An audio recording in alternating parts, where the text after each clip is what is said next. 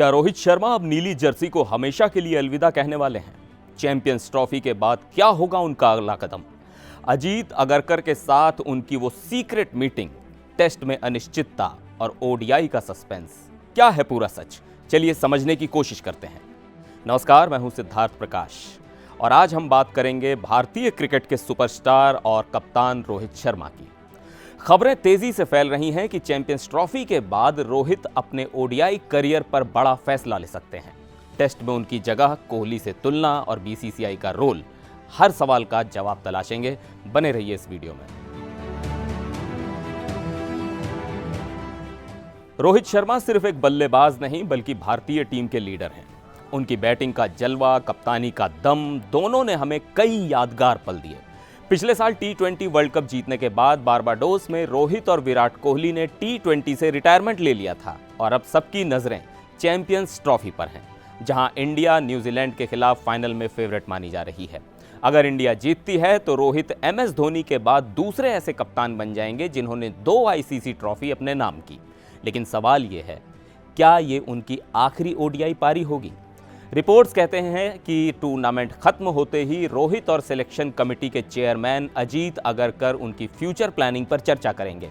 यानी जीत हो या हार, फैसला तो आएगा ही, लेकिन रोहित अभी चुप हैं। फाइनल से पहले प्रेस कॉन्फ्रेंस में वो आए ही नहीं।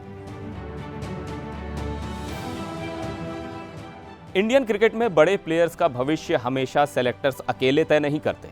इसमें प्लेयर की अपनी सोच और बीसीसीआई के बड़े लोगों की राय भी शामिल होती है।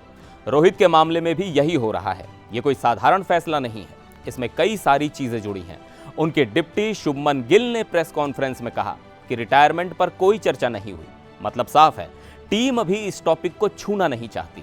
लेकिन अगर इंडिया चैंपियंस ट्रॉफी जीतती है तो क्या रोहित ट्रॉफी उठाकर स्टेज छोड़ देंगे या फिर हार की सूरत में भी वो ओडीआई से ब्रेक लेंगे? बीसीसीआई सूत्रों का कहना है कि टूर्नामेंट के बाद रोहित और अगरकर की मीटिंग में सब साफ हो जाएगा, लेकिन अभी सस्पेंस बरकरार है।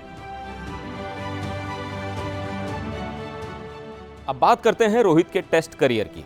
हाल ही में ऑस्ट्रेलिया टूर पर वो सिडनी टेस्ट में नहीं खेले, खुद ही बाहर बैठने का फैसला किया। सवाल उठता है, क्या उनका टेस्ट में वो पुराना जोश अब खत्म हो रहा है? चैंपियंस ट्रॉफी जीतने से क्या उनका रेड बॉल क्रिकेट में कॉन्फिडेंस वापस आएगा? अगली बड़ी चुनौती है इंग्लैंड के खिलाफ टेस्ट सीरीज। क्या रोहित वहां कप्तानी करेंगे या फिर इसके बाद वेस्टइंडीज के खिलाफ घरेलू 2 टेस्ट उनकी आखिरी पारी होंगे?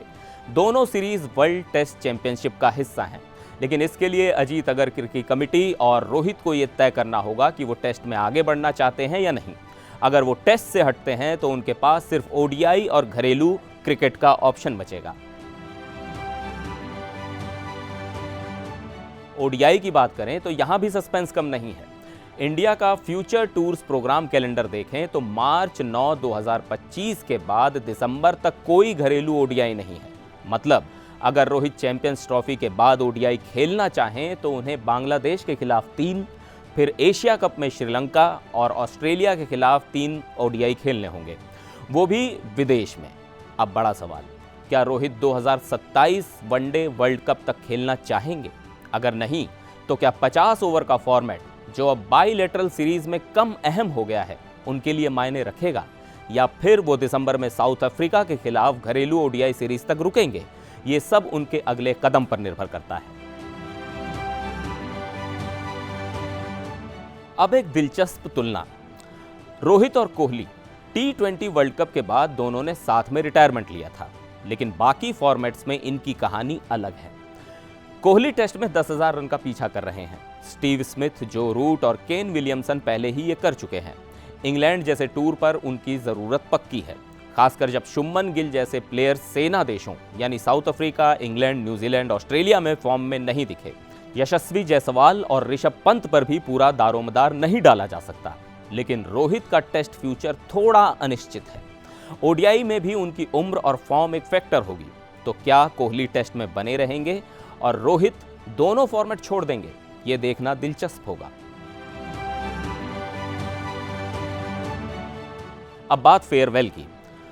सचिन तेंदुलकर को छोड़ दें तो हाल के सालों में किसी बड़े प्लेयर को वो ग्रैंड विदाई नहीं मिली। सचिन को वानखेड़े स्टेडियम में शानदार फेयरवेल मिला था, लेकिन आशीष नेहरा जैसे प्लेयर को भी दिल्ली में विदाई दी गई थी, वो भी कोहली की पहल पर। रोहित के लिए क्या होगा? क्या उन्हें घरेलू मैदान पर वो सम्मान मिलेगा जिसके वो हकदार हैं, या फिर उनका करियर चुपचाप खत्म हो जाएगा? फैंस तो चाहते हैं कि हिटमैन को ट्रॉफी के बाद या शानदार पारी के बाद अलविदा कहने का मौका मिले। तो रोहित शर्मा का अगला कदम क्या होगा? चैंपियंस ट्रॉफी के बाद ओडीआई से रिटायरमेंट, टेस्ट में वापसी, या फिर दोनों को अलविदा? आपकी क्या राय है? कमेंट में ज़रूर बताएं। और हाँ, ऐसे ही अपडेट्स के लिए चैनल को सब्सक्राइब करें, लाइक करें, शेयर करें और बेल आइकन ज़रूर दबाएं। नमस्कार।